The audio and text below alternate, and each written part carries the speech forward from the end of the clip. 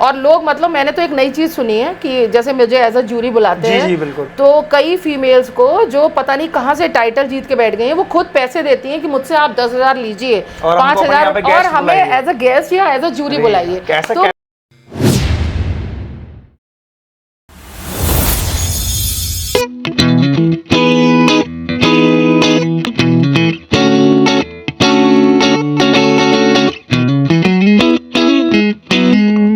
तो गाइस कैसे हैं आप सभी लोग। आज हमारे नए एपिसोड में आप सभी का स्वागत है। आज हमारे साथ आ चुकी हैं आगरा की miss universe, Delhi miss universe Agra की क्वीन हेमा बैजल मैम। तो मैम कैसी हैं आप? मैं बिल्कुल ठीक हूँ, आप कैसे हो? मैं बिल्कुल ठीक हूँ। मैम बताइए कैसा लगा आपको यहाँ आके? मुझे बहुत अच्छा लगा।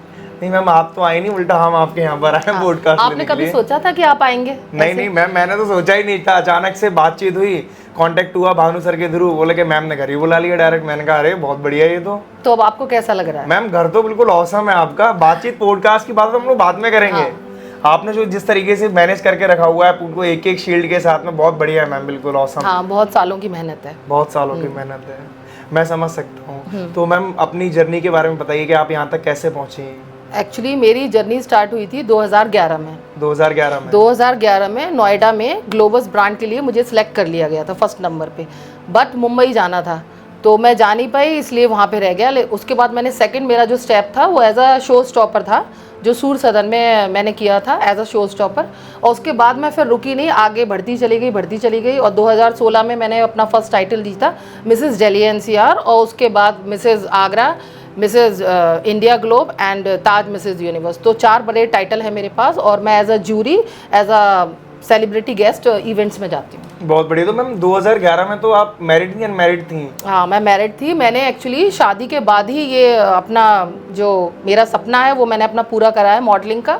और जब मैंने ये स्टार्ट करा था तब मेरा बेटा 10th क्लास में था। 10th क्लास में था। लेकिन मैंने मैम आज के सेशन में ये देखा कि लड़कियां शादी के बाद में मॉडलिंग बंद कर देती है, आपने तो स्टार्ट करी थी मैम। कैसा मतलब इम्पैक्ट पड़ा था लोगों पर? बिल्कुल सही क्वेश्चन किया आनंद। एक्चुअली क्या है कि मैंने हमेशा से ना आउट ऑफ द वर्ल्ड जाके काम करे हैं। आई एम डिफरेंट, मतलब सब लोग जो नहीं करेंगे वो मुझे करना है, वो मुझे है ना। मॉडलिंग इंसान मतलब बिल्कुल यंग एज में करता है। मैंने तब किया जब मेरा बेटा 10th में था, और बिल्कुल इम्पॉसिबल होता है उस टाइम पे मैंने किया था, जब आगरा में कोई भी फीमेल, कोई भी मतलब कहीं से कुछ भी नहीं था। अब मुझे देख के बहुत सारी फीमेल्स, मैरिड फीमेल्स आती हैं यहाँ पे जो इस मॉडलिंग लाइन में है, अब कर रही हैं। मुझे देख के मुझे अच्छा लगता है कि कम से कम मैंने जो चीज़ आगे बढ़ाई थी वो अब कंटिन्यू आगे बढ़ रही है और बढ़ती रहेगी। इस बात की मुझे खुशी है। आपको देखिए मैम काफी सारी फीमेल्स इंस्पायर होती होंगी। हाँ, बहुत सी इंस्पायर होती हैं, और बहुत सी जलन के मारे मतलब इतना कुड़ती हैं, बुरा बोलती हैं, बट मुझे कोई फर्क नहीं पड़ता। नहीं मैम, इंडियन कल्चर में जलन तो सबसे ज्यादा मैंडेटरी है ना। बिल्कुल, स्पेशली मेरे आउटफिट को लेके। मैम आउटफिट के बारे में क्या कहते हैं लोग? आपकी ड्रेसेस को, साइंस को लेके बताते हैं कि ऐसा ड्रेस है, वैसा ड्रेस है। हाँ, तो मैं ये बोलना चाहती हूँ कि देखिए मैंने अपने ऊपर बहुत ज़्यादा मेहनत करी है अपनी बॉडी के ऊपर, ठीक है। एक बेटा हो जाने के बाद आपकी बॉडी ऐसे हो जाती है, मेरी भी बहुत ज़्यादा ऐसे हो गई थी। उसके बाद मैंने मेहनत करके उसको शेप में लाई हूँ, ठीक है ना। और फिर इस लाइन में फिट रहना बहुत ज़्यादा ज़रूरी है। तो अब जब मैं फिट हूँ और अच्छी लग रही हूँ तो मैं अपने हिसाब से कपड़े पहनूंगी ना। पर लोगों को क्या लगता है कि इसने छोटे कपड़े पहने हैं तो ये गलत है, इसका कैरेक्टर गलत है। और यही अगर मैं सारे गलत काम, उल्टे सीधे काम अगर मैं साड़ी पहन के जाके मंदिर में भजन कीर्तन करके करूंगी ना, तो मतलब वो फीमेल बहुत अच्छी है। मैं छोटे कपड़े पहन के अभी भी आपके उसमें बैठी हुई हूँ, तो छोटे कपड़े क्यों पहने हैं भाई? मेरी मर्जी है, मुझ पे अच्छे लग रहा है, मैं पहन रही हूँ। मेरी बॉडी पे फिट हो रहे हो। मेरा काम मॉडलिंग का है, मेरा काम मॉडलिंग। हाँ, मैं कोई भजन कीर्तन करने के लिए नहीं बैठी हूँ, या मेरा कोई ऐसा काम नहीं है, या मैं किटी पार्टी में हूँ तो मैं साड़ी पहनूं। तो मैं जो मेरे को अच्छा लगेगा वो मैं करूंगी। मेरी लाइफ है, किसी को अगर बुरा लग रहा है तो लगे, आई डोंट केयर। मैम तो ये जो ड्रेस हैं तो आप ही खुद से डिजाइन करती हैं या मतलब कोई डिजाइनर आपका सेलेक्टेड है? नहीं, एक्चुअली क्या है, जैसे मैं ऑनलाइन मंगाती हूँ कोई ड्रेस आ गई, उसके बाद मैं खुद उसे डिजाइन करके तब पहनती हूँ। अच्छा। एज इट इज मैं नहीं पहनती, इसलिए बिल्कुल डिफरेंट लगती है। सब पूछते कहाँ से मंगाया, कहाँ से मंगाया, पता ही नहीं है। मैं नहीं, मतलब मैं उसको कुछ या तो लंबा होगा उसे काट दूंगी और उसे शॉर्ट होगा तो और शॉर्ट कर दूंगी, मतलब एज इट इज नहीं पहनती। एज इट इज हाँ, बहुत सारे ब्रांड्स के मंगाती हूँ अलग। कोई चिढ़ है एज इट इज ना पहनने की, या मतलब नहीं, मुझे मतलब एक्चुअली क्या है, शादी के बाद से ही ना, मतलब मेरे हस्बैंड ने मुझे रोका नहीं। अच्छा। मतलब वेस्टर्न आउट में ऐसा नहीं है कि मैंने स्टार्टिंग से ही मॉडलिंग स्टार्ट कर दी थी। मैंने साड़ी वाड़ी सूट कभी नहीं पहना, हमेशा वेस्टर्न आउटफिट ही पहना है। तो मैं उसमें मेरा कंफर्ट जोन है, मेरे इन कपड़ों में, मतलब वेस्टर्न आउटफिट में मेरा कंफर्ट जोन है, तो मुझे अच्छा लगता है, तो इसलिए मैं ये सूटेबल रहता है। हाँ, सूटेबल है, जिसमें मेरे को अच्छा फील हो रहा है, मतलब मेरे को कंफर्ट है, तो मैं वही कपड़े पहनूंगी। अब मैं साड़ी पहनूं और बाहर निकलूं साड़ी खुल जाए मेरे को आदत भी नहीं, मैंने कभी पहनी नहीं। हाँ, शूट में मैंने साड़ी पहनी है, लेकिन मैं बिल्कुल कंफर्टेबल फील नहीं करती मैम। साड़ी में। जो सर हैं वो आपके शोज को लेकर क्या कहते हैं कि इतनी रात में कहाँ जा रही हो, कैसे शो है, क्या करोगी वहाँ जाके, कैसा रहेगा आना जाने का? नहीं, थोड़ा स्टार्टिंग में हुआ था, लेकिन वो धीरे धीरे जब आप एक हाई उस पर पहुंच जाते हो ना, तो फिर घर वाले भी कुछ नहीं कहते हैं, नॉर्मल हो जाता है। हाँ, नॉर्मल हो जाते हैं। हम कभी सर ने ऐसे पॉइंट पे आपको रोका हो कि नहीं आप इस शो के अंदर नहीं जाओगी? नहीं, वहाँ पर ऐसा कभी नहीं कहा? ऐसा कभी नहीं। कभी तो बोला होगा? नहीं। या उनके फ्रेंड सर्कल में कहा होगा कि आपकी वाइफ है वो ऐसा कर रही है, नहीं, वैसा कर रही है? सबको देख के खुशी होती है। अच्छा, खुशी हाँ, होती है क्योंकि ये अच्छा आप नाम कर रहे हो भाई, है ना, आपका नाम हो रहा है, आप गूगल पे हो, लोग आपको जानते हैं, आप आगरा में एक अलग से नाम मैंने अपनी मेहनत से कमाया है, ये बहुत बड़ी बात है। और किसी का इसमें सपोर्ट नहीं है, सारी मेहनत मेरी खुद की है। मैं समझ सकता हूँ मैम। आपके टाइटल्स मैंने अभी देखे, काफी सारे नीचे भी थे और यहाँ पे भी लगे हुए हैं। तो मैम, तो अभी लोगों को बता दें कि आप जिम भी जाती हैं? हाँ, मैं जिम भी जाती हूँ, मैं कभी कभार योगा भी करती हूँ, और मेन जो मेरा है आजकल मैं स्विमिंग कर रही हूँ, क्योंकि जिम में आजकल बहुत गर्मी है और इस एज में थोड़ी प्रॉब्लम है मुझे, तो मैं जिम नहीं कर रही हूँ। और वॉक ज़्यादा करती हूँ। वॉक का तो चल ही रहा है। हाँ, वॉक तो कंटिन्यू है, कम से कम 4 से 5 किलोमीटर तो मुझे चलना ही है। चलना है, चाहे कुछ भी हो जाए। जबकि अभी मेरा वेट बढ़ा हुआ है। अभी भी बढ़ा हुआ है वेट? कौन कह देगा मैम आपको देख के वेट बढ़ा हुआ है? आपने अभी देखा है ना, इससे पहले जब आप देखोगे ना, तो मेरा वेट काफी कम था। और पहले कितना था मैम? पहले 58 था, अब आई थिंक 64 या 65। तो मैम 5 से 6 किलो ही तो बढ़ा है। बहुत ज्यादा है हमारे लिए। किसने कहा ज्यादा है? नहीं, हमारे लिए बहुत ज्यादा है। तो अभी आप 58 की होना चाहती हैं वापस से? हाँ, मेहनत तो लगी हुई है। अब देखो, एक एज के बाद आके ना फैट होता नहीं है कम, फीमेल्स में हार्मोन प्रॉब्लम होती है। अच्छा, तो मैम अभी जो आपके शोज वगैरह होते हैं जहाँ सेलिब्रिटी वगैरह बुलाते हैं, तो वहाँ से पेड रहता है अनपेड रहता है? आउट ऑफ आगरा जो होता है ना, वो पेड होता है, लेकिन आगरा में बिल्कुल कुछ नहीं मिलता है। कुछ नहीं, मतलब ये समझ लीजिए, अगर आपको कहीं बुलाते भी है ना, तो ना तो कैब ना ओला, कुछ भी नहीं, आप अपना खर्च करके आइए, अपना सब कुछ। आगरा में कुछ नहीं मिलता। अगर पैसा कुछ भी चाहिए तो आप आगरा से बाहर शो करिए, बाहर शो कर सकते हैं। अभी जो रिसेंटली आपने नूरे ताज में मैम आपने विनरिंग की थी, तो वहाँ पर भी ऐसा ही था कि ये सब कन्वेंस और ये सब कुछ नहीं था? नूरे ताज नहीं, नूरे ताज तो मेरा अपना शो है। उसमें तो सब मेरा था, उसने नहीं, वो तो शो ही मेरा है, उससे कोई मतलब नहीं है, उसके लिए नहीं। लेकिन हाँ, बाकी के हैं तो उसमें कुछ नहीं मिलता है। तो मैम आगरा में जो इवेंट जो लोग कराते हैं, बहुत सारी इवेंट कंपनी है, उनके बारे में क्या कहना है आपको? उनसे कैसा आपका कनेक्शन है? मतलब वो आपको बुलाते हैं या इवेंट वाले, या क्या उनकी रियलिटी क्या है?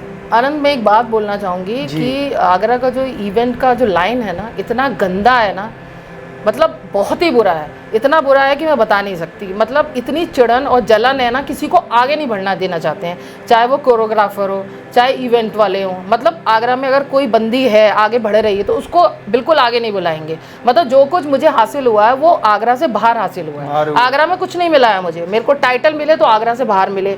मुझे as a jury, as a celebrity guest बुलाते हैं तो आगरा से बाहर बुलाते हैं। मैं 2 लोगों का नाम लूँगी जो अभी भी मेरे साथ हैं, एक अमित तिवारी, एक भानु प्रताप सिंह। अमित मेरे बहुत अच्छे दोस्त हैं और भानु मेरा छोटा भाई जैसा है, तो मैं इन दोनों की इवेंट करती हूँ। और अमित जो बंदा है 13 साल से मेरे साथ जुड़े हुए हैं। वो कोई भी इवेंट होता है बिना किसी उसके मुझे कॉल करते हैं और हिमा तेरे को आना है, और मैं आ जाती हूँ। मतलब और जो इवेंट वाले हैं उनका मतलब क्या होता है कि ये आप गलत काम करो या आप हमारा ये बेनिफिट करो, आप हमारे लिए ये करो तो हम तुम्हें जूरी में बुलाएंगे। मतलब इतना गंदा, इतनी गंदगी फैल चुकी है इस इवेंट लाइन में कि मैं घर बैठना पसंद करती हूँ और बहुत कम इवेंट करती हूँ। जो बेस्ट होते हैं, जो अपने लोग कराते हैं, मैं उसमें जाती हूँ। मैम ये तो मैं समझ सकता हूँ। बहुत गंदी लाइन हो चुकी है। जब मैंने स्टार्ट करा था तब नहीं था, अब बहुत है। हर जगह जगह पे, चप्पे चप्पे पे हर कोई तो टाइटल जीत के बैठ गया है। और लोग, मतलब मैंने तो एक नई चीज़ सुनी है कि जैसे मुझे एज अ जूरी बुलाते हैं, जी बिल्कुल, तो कई फीमेल्स को जो पता नहीं कहाँ से टाइटल जीत के बैठ गई हैं, वो खुद पैसे देती हैं कि मुझसे आप 10,000 लीजिए, 5,000, और हमें एज अ गेस्ट या एज अ जूरी बुलाइए। तो मतलब मैं शॉक्ड हूँ कि मतलब अगर आपने टाइटल जीता और आपकी इतनी भी अहमियत नहीं है कि आपको बुलाया जाए, आप उल्टा उसको पैसे दे रहे हो, मतलब आप पैसे दे रहे हैं कि आप हमें बुलाइए। तो मैं ऐसे तो बिल्कुल, मेरे को पसंद नहीं है ना, मैं ऐसा जाती हूँ ऐसे शोज में।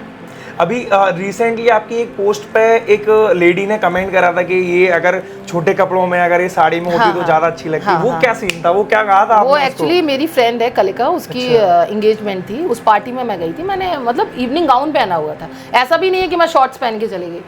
तो उसके ऊपर उन्होंने कमेंट करा कि ये शोमा दी की फ्रेंड हैं, अगर ये साड़ी पहन के आती तो ये ज़्यादा सुंदर लगती, ऐसे अच्छा नहीं लग रहा है, ये ऐसे कपड़े ये कुछ भी पहन लेती हैं, हर वक्त ऐसे कपड़े नहीं अच्छे लगते।